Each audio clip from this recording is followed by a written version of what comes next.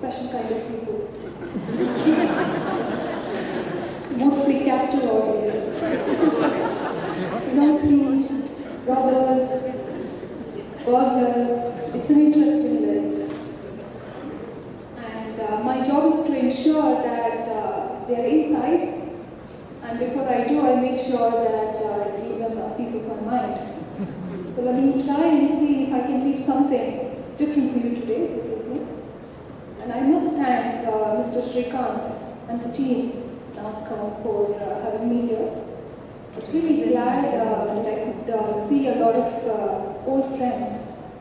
I was really happy to see some old faces. I served as DCP in Hyderabad a few years ago, and I closely worked with Hyderabad Security Council, and we did a lot of work. Those were one of the most unforgettable days of my career. So it's good to be here. So today when I was on my way from Mahbubnagar to come here and talk, I kept thinking about what I should be talking, because whole of last year I've been only talking about technology, misinformation, fake news, and how technology is hijacked by some anti-social elements to push some people into mob violence. So this was a welcome change for me when Mr. Srikanth proposed that I should be talking about diversity and inclusion, particularly in organizations. So good to be here. So to start with, I have a question for you. How many of you have seen this movie Kabir Singh? And the Telugu version of it, Arjun Reddy? No. So you watched that first day, first show kind of thing? Is that? Did you like it? You can be honest. Did you like it? You did? Okay. So I want to share a very personal experience that happened 3 days ago. So 3 days ago, I was going through the many articles that debated and reviewed this movie. How it was promoting toxic masculinity.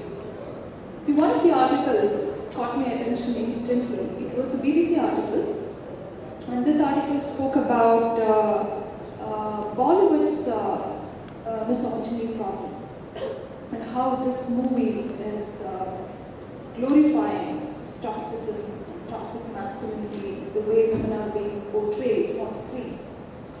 It was an interesting article, and I'm sure since most of you have seen the movie, I don't really need to elaborate on the storyline. A very brief about the story for the ones who have not seen the movie. Kabir Singh is a story of a man who becomes addicted to alcohol and drugs after his girlfriend's family refuses to accept their relationship, and she's married off to somebody else.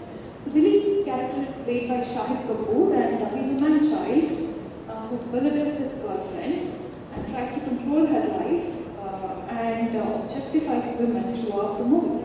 It's very volatile and violent. So when I was going through this article, this was this one particular theme which kept troubling me over and over again. So I posted this article on my Twitter, and after a few hours, my Twitter's timeline saw choices of abusive words. Some men took really high offense, so-called upholders of toxic masculinity. They took high offense and they started abusing me, left, right, and center about some of the words that I cannot really share in a forum like this. So this is what irritated them, or rather provoked them into bullying me online.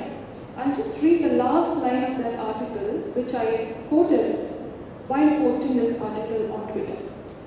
It said that Kabir Singh's resounding box office success only underscores how much the audience seems to approve and accept misogynistic plots and male leads.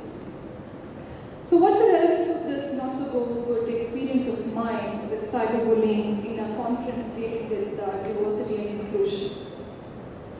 I'd like to say a bit about cyberbullying, just for your information, something which is totally not, I'm sure it is not part of the mainstream conversation that happened today. But I would like you to aspect of cyberbullying. It's a curse that we have brought upon our females while empowering them to have the right to opinion making in the digital space. Though access to technology has brought in a huge transformation in the way women participate in the public discourse, misogyny managed to capture the cyberspace and assumed a significant role in ensuring that more women stay off the net. Some manage to stand up to the bullying and they call out the abusers, but most of them choose to stay quiet and they choose to stay away. This hugely limits their chances to reap the potential benefits of digitalization. I'd like to repeat this last line. This hugely limits their chances to reap the potential benefits of digitalization. See, access to technology has literally revolutionized the way women are being empowered in India today.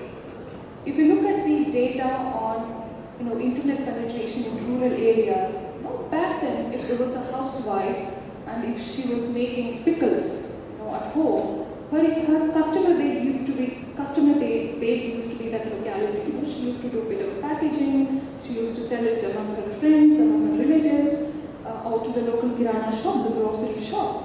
But now with the internet, some of these women are using it so beautifully. Some of them are on the eBay sites and they are marketing their products, and it has given them a great opportunity to have a source of income, true empowerment. So on the other side, the flip side of this issue is that when cyberbullying happens, most of the women, because of social stigma, some of them don't want to go to the police station, they don't want to report about this. So again, let me ask the same question. What is the relevance of this issue here?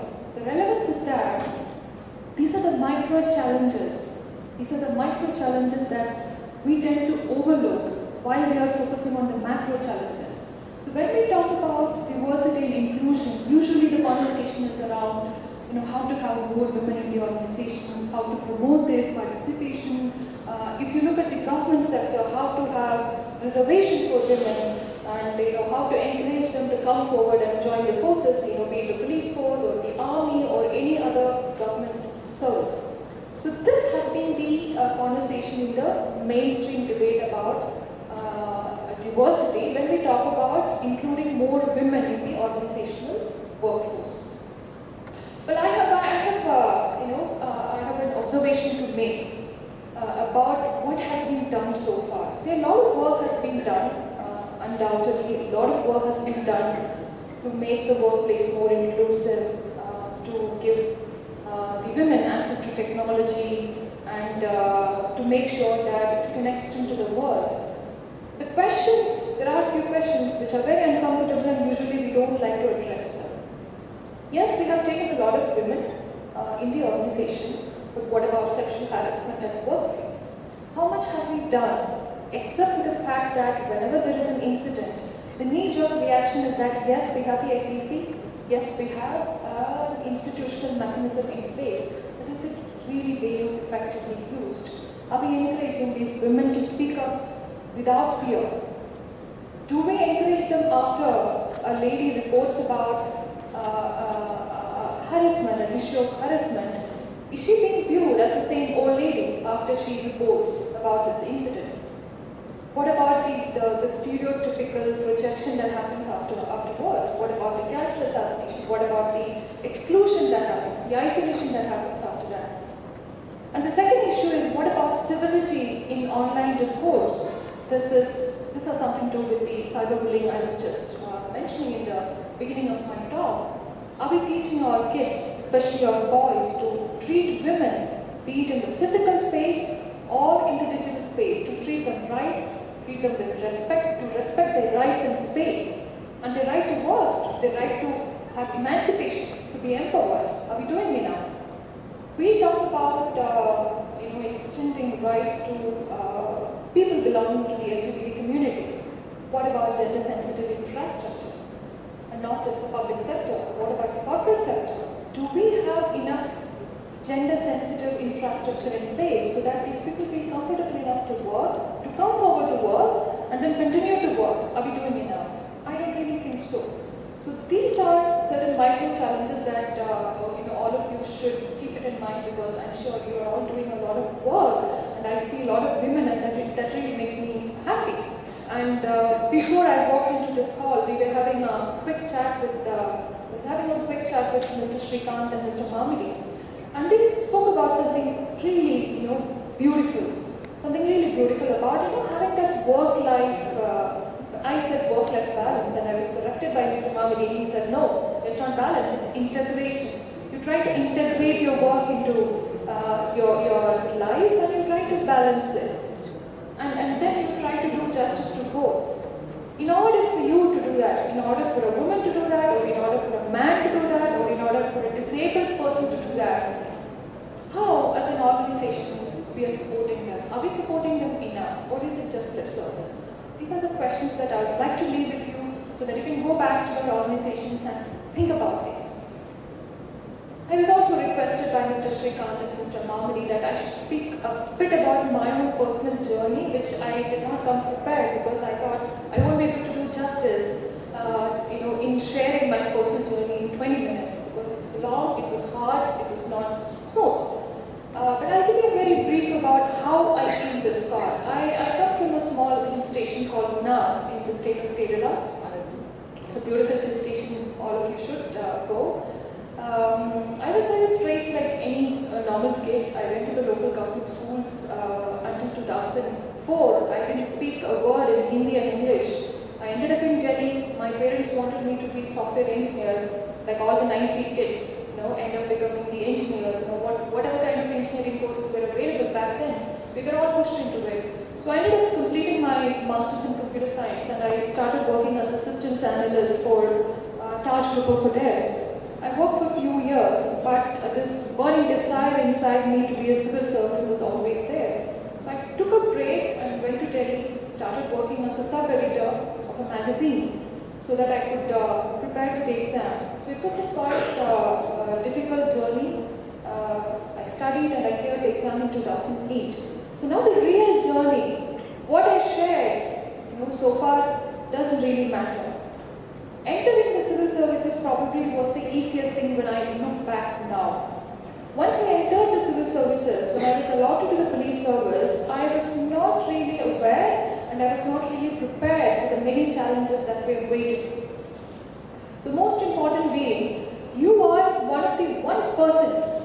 I'm talking about the top leadership, the female police leadership in the country, where officers like me, the Indian Police Service officers, female IPS officers, we are part of that 1%.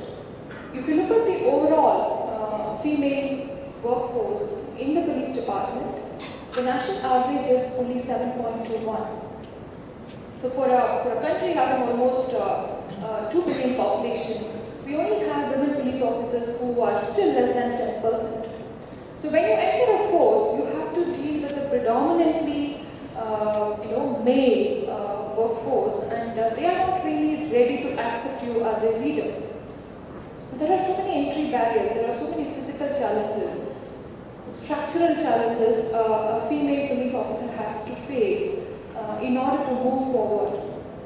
Any female police officer who enters the department has 2 choices. One, you opt for the mainstream posting. In the police lingo, we say law and order posting, like the one I'm holding right now. I am the district police chief of a district, or I get to work as the deputy commissioner of police in a city. These are called the mainstream postings, the law and order postings, where you get to interact with the public, interact with the community. And the second choice that is available for you in the department is that of the desk job. In the police lingo, we call it loop line job. Sometimes you get to work in CID, you are in the intelligence department, or any other department which is not in focus. So if you look at the ratio, if you look at the number of police officers, female police officers who are working, a vast majority of them are working in loop line. And if you ask anybody, they will say, yeah, this was my choice. And why they had to opt for that choice. And this is where I'd like to talk a bit about what Mr. Srikanth and Mr. Mamadi prompted me to talk about the breaks that women take during the course of their career.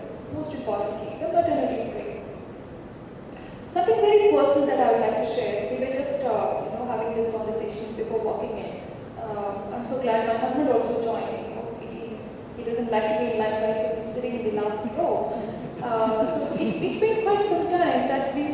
start a family. And since last 4 years, I've been continuously posted in law and order, postings. I've been posted as DCP and SP. And every year we have this conversation that, yes, this year we should start a family. But it doesn't really happen. Because you have to do justice to your career, because I'm in the prime of my career, and if I take a break, it may not be easy for me to come back to where I left. So every year we have this conversation, and then we say that maybe we should. He's really kind enough, so he says that maybe you should try to be in this posting for a little more, for a little longer, so that you get experience and you get to do some meaningful work. Because if I take a break now, I have to stay away at least for a year, and then once I come back, I may not get a similar, the same chance, and I will be left out in the race. So these are hard choices. Sometimes, I'm sure, the ones who are in the middle-level positions, managerial positions, sometimes age catches up with you and you can't really do anything about it. And you have to make this hard choice, whether to go ahead and have, plan for your family, and then, how long you're going to stay away. We don't know. We don't know. These things don't, happen as per the plans that we make. So these are the challenges that we face. So my suggestion is that, when a woman decides to take a break and when she wants to come back, I don't really see, many organizations being very welcoming. This is a very, very, disturbing trend. Some organizations, I was told, some banking organizations and, some, tech companies have a separate policy to encourage these women to come back. Because when they were in these organizations before they left, they were probably, one of the biggest contributors to the growth of the overall growth and effectiveness of the organization. So some do have policies to welcome these women back into the organization so that they can continue to contribute. But I don't see that in a lot many organizations. I think that organization culture needs to change. And the micro challenges, I'm coming back to the micro challenges. There are so many micro challenges. For example, sexual harassment in workplace.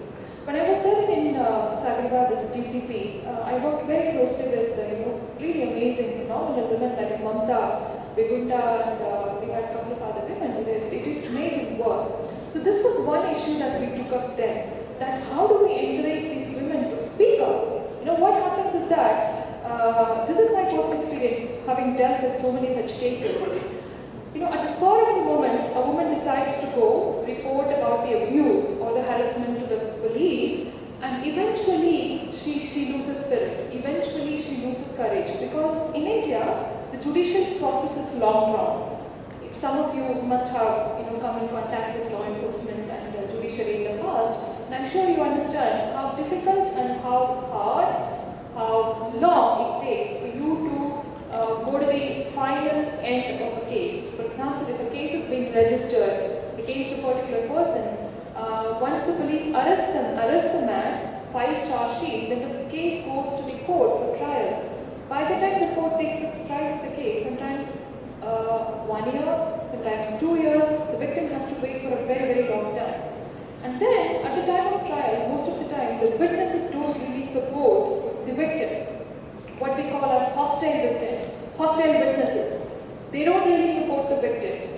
And to the extent possible, some of the witnesses tries to engage in compromise, out-of-court settlement, and they try to take money from the accused party, and they don't stand by the victim. So most of these cases end up in acquittal. They don't really get conviction in the court of law. So if you look at the mainstream media, whenever they talk about these cases, the most important allegation they have against the cops or the judicial system is that why would a woman report about these issues? Because there is no certainty of punishment. You're not getting conviction in the court of law. But there are so many factors involved, like I just explained. So in order for a woman to get justice in the real sense of it, she needs the support of the family. She needs the support of the organization and the society at large. That's what we need to do. All these micro challenges, just announcing reservation is not enough. I've seen in the police organizations, every year we come up with this notifications for police jobs, and every year we see that not many women come forward and join the service. And even the ones who come, given a choice, if they get the job that of a teacher, they would want to quit this job and go and take up the position as a teacher. Why does it happen? Because we keep focusing on these larger issues, to have more number of women in the forces. But what about the women who are already there in the organization? What about inclusion of these women who are already there with us? Are we taking good care of them? Are we doing enough for them? Have we come up with enough gender-sensitive infrastructure? Be it maternity benefits, be it crash facilities, be it sanitary pad vending machine, small little things, but they go a long way. They go a long way. Even today, if you walk into a police station, you will not find a separate washroom for a lady. I, as an officer, it's been 10 years for me in the service. There are days when I have to be at work for 10 to 12 hours at a stretch. Sometimes I don't get to go to the washroom for like 7 hours, 8 hours at a stretch. We wait, because as a lady, you can't just go out into the open. A male can do that, you don't get to do that. And then, it comes with its own, health issues. So these are like small things, the micro challenges that I mentioned about in the beginning, that we need to pay attention to, we need to be mindful of. Unless we start paying attention to these things, small little things, and take good care of the people who are already with us, we won't be able to do justice to, diversity and inclusion.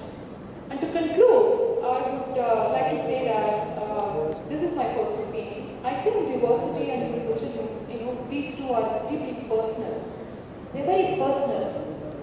In order for you to promote these two concepts in your organizational, setup, you need to earn the trust of the people you are trying to do this for.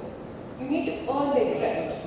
This cannot be cultivated merely through training. This has to be integrated into your overall organizational culture, work culture. Unless we do that, I don't think we will be able to have an inclusive atmosphere and we will be able to encourage more people to come and work with us. And one thing to conclude my speech is that, if I have to take the example of my own department, we talk about having more women in the police force. And the only argument that I always keep pushing is that we are catering to a population which is, half of the population is female. 50% of the population is female. And how many, female police officers do you have to cater to these populations? Not many. Less than 10. That's not fair. That's not just. So at least for the sake of catering to the citizens, 50% of the citizens, you need to have that semblance of, gender ratio, other ratio in place, and take good care of the people who are already there in the workplace. With these words, I'd like to conclude. Thank you so much for the opportunity.